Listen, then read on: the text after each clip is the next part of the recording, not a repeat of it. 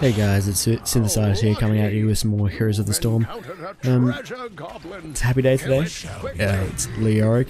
He's been released finally, so we're going to take a quick look at him on what is this, Curse Hollow map. So just a little bit about Leoric. He is a melee warrior from the Diablo universe, and really he sort of adds to the Joanna selection that we had a few months ago. So just quickly, what I'm going to pick here is probably, I normally go reanimation, but on this map I'm thinking I'm going to go hopelessness. Yeah, alright.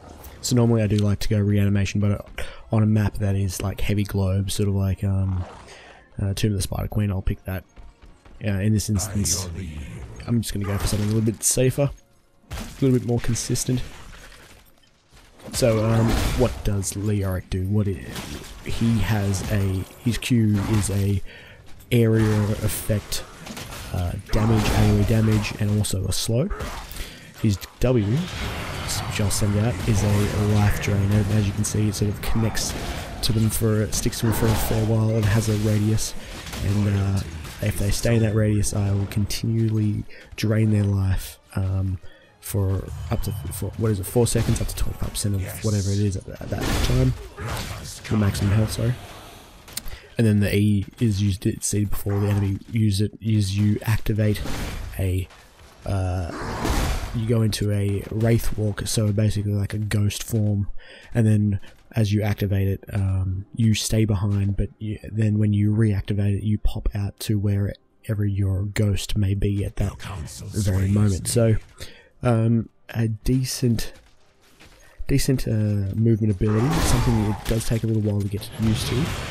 You got to sort of weigh up the fact that you stay behind, so I'll show you that you still stay behind and can continue to take damage during that time, so it does require some forethought before using. Alright. So where is Leoric in this sort of meta? What is his position? He's kind of like an Arthas Ethereal, a sort of a combination of the two. So he's like a damage dealing tank, specifically AoE damage he's very good, very strong at, and he's nowhere near like the Mirrodin or like the Joanna in the amount of damage that he can sustain. So maybe better suited as an off tank. What am I going to do here? I'm going to go Wailing Vessel. Yeah, maybe better suited as an off tank, less so as your main tank, just because he can't really just sit in the middle of a fight and then just, you know, take a beating. He's more, yeah, if you can get him in that off tank position, he's very strong, because he can just absolutely pump out some huge AoE numbers, and also an AoE slow. So his CC isn't stuns like Mirrodin, but it's a lot of slows, and the slows last for a long period of time. So that's something to be aware of. So wants to pick that up.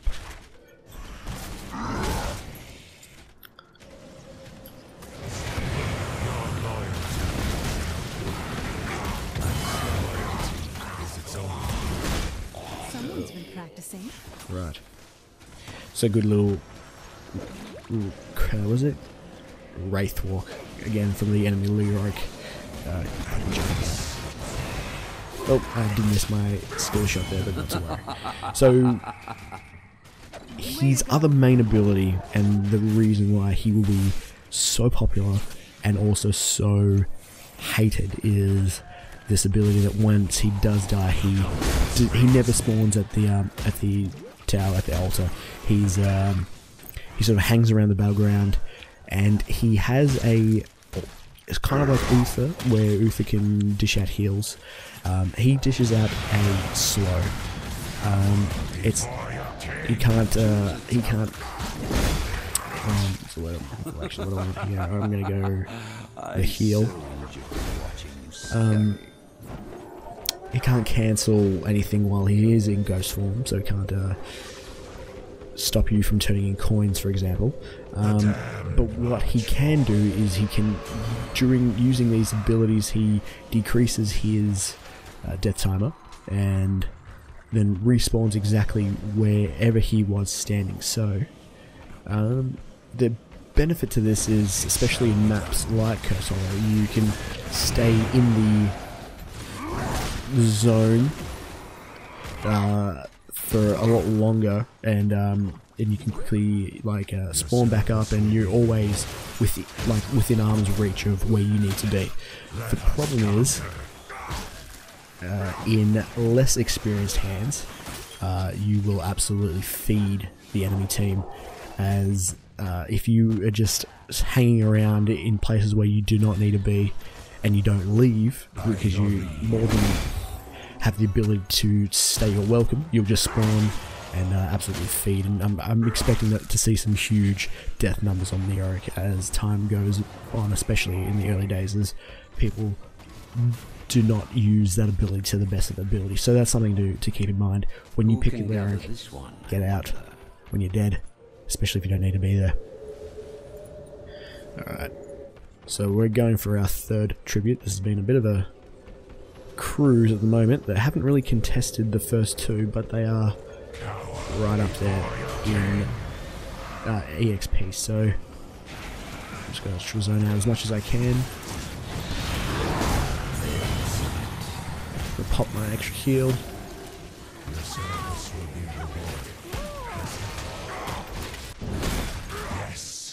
And the enemy Leoric does just get away in time. Those owls are so annoying. Even while I'm stunned, I am getting that life steal off, so no big deal there. Let your enemies know my wrath. Right, I'm gonna go and push out these lanes. Abathur is in this middle lane. Choose a talent. Alright, so I'm actually gonna go March of the Black King here. I've been experiencing a fair bit with Entomb. Not my favourite yet. I think it definitely has its moments, but March of the Black King, I just like the pure damage that it can put out. It's quite substantial. Oh, now I'm in trouble. Get the heal off as I escape.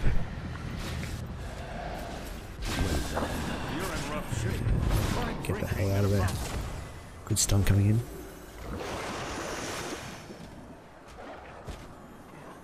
We have got a couple towers out of it, so this has been a good or a decent curse at least. Let the curse end.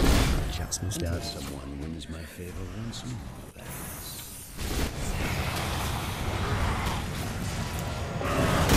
I think you can sort of see the extreme damage that it can put out. Let us conquer. I can use the E to even chase because you get that 50%. Just missing. You do get that 50% speed bonus. That was rather violent. And we do manage to chase that kill. Well done. I'm going to help this huge push here. It shall be done.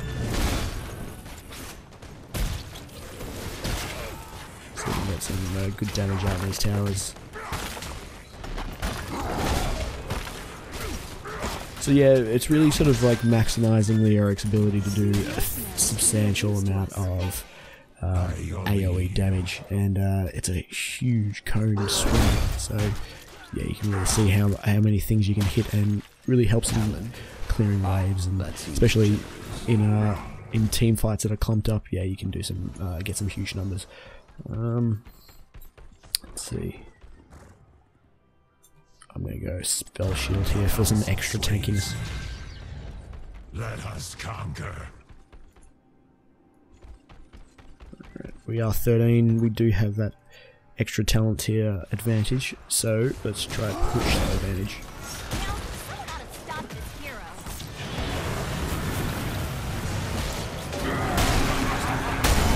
Get that kill out. Oh yeah.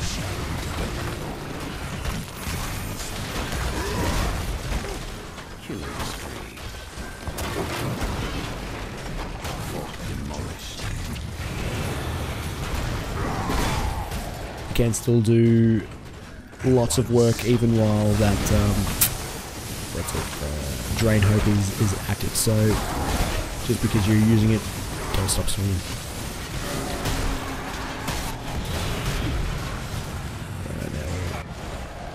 In a little bit of a pickle, time to move.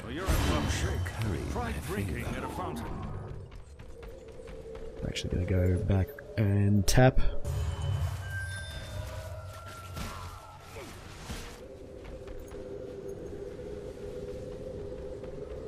Looks like we might go up uncontested.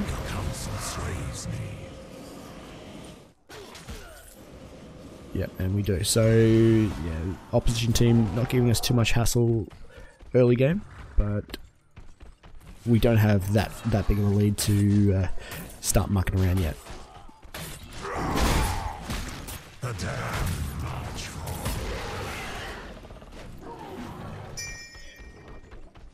When we get the next couple kills, I think it would probably be a good time to pick up boss, but definitely while it's still 5 vs 5, don't need to take that risk at the moment. It's just unnecessary. Yes.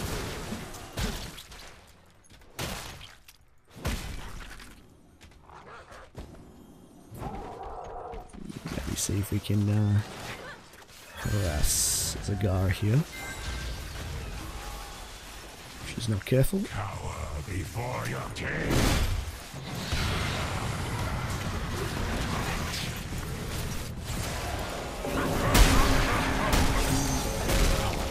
Sure that we do get that kill. Gonna be picking this so this way we can use our Q twice in quick succession. Ooh, one of us do go down there, so that was a little unfortunate. And I completely whiff on that skill shot. It's not a super important tribute, but it does look like Azmodan is on the case. Focus upon this hero. We go back and pick it up. Hopefully Azmodan can stand in front of the incoming owl. And a good stun.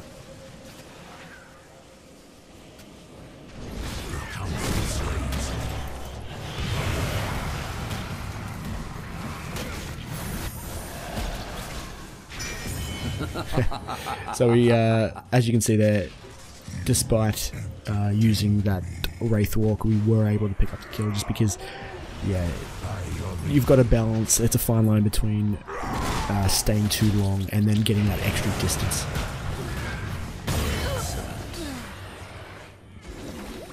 And in the end, we did pick up that second tribute.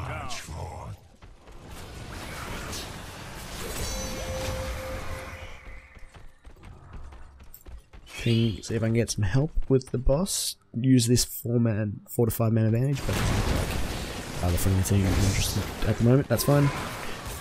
We do have a good push going on, and I walked straight into that mob.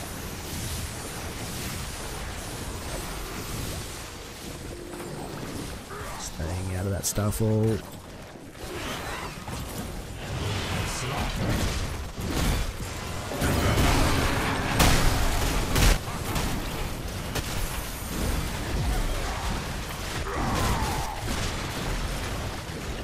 Good jugs from Lily is going to keep us all alive, so good work.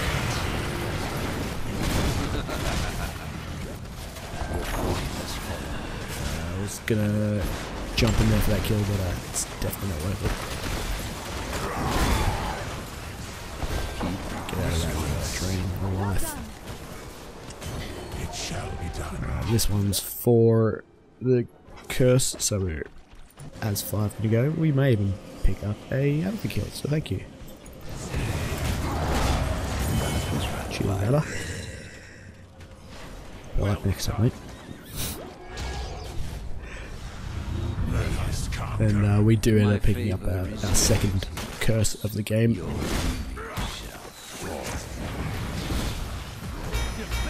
the hell out of here. I do have that little heal, so that's going to help. and also so just so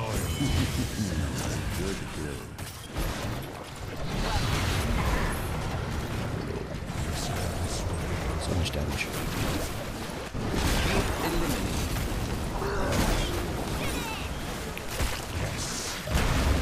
Still, we have our ultimate up, so if the timing is right, actually going to try and move across, and We should capture this mercenary. did I see Leoric? Yeah, he's just about to pop up, so might be able to fast kill, At once. but we don't have any backup, so time to move back out. Have we died in this game? We have not died yet, so I haven't been able to show you his ghost form yet.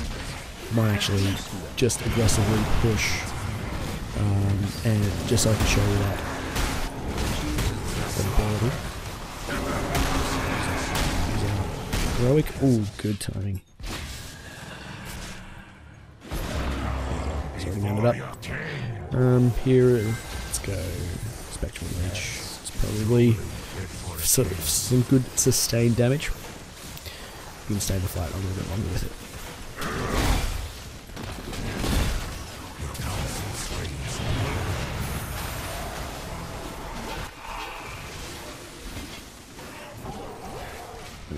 The friendly team do want to leave, or are they not leaving? I guess we are down a man, as Jaina is murking at the moment. Nothing wrong with that. It shall be done. We need to take this enemy down. Looks like we may even win, so definitely do want to die at some point. So I can show you that. Good more from the enemy Jaina, but it's not going to be enough, unfortunately. She does go on. All are loyal in death. So no bosses this game. We'll maybe able to get one now if the team want to help. We do have that 4v5 advantage, and it looks like we should be able to pick this up pretty quickly. Oops, not paying attention.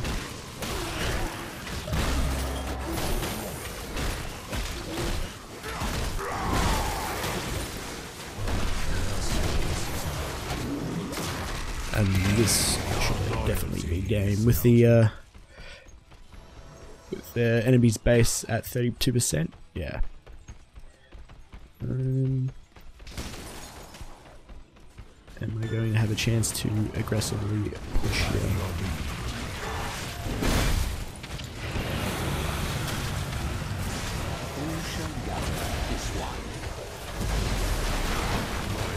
We don't really need that tribute, as we do have the boss pushing. I'm going to go for it, just see if we can die quickly so I can show you. Be aggressive and maybe ult here.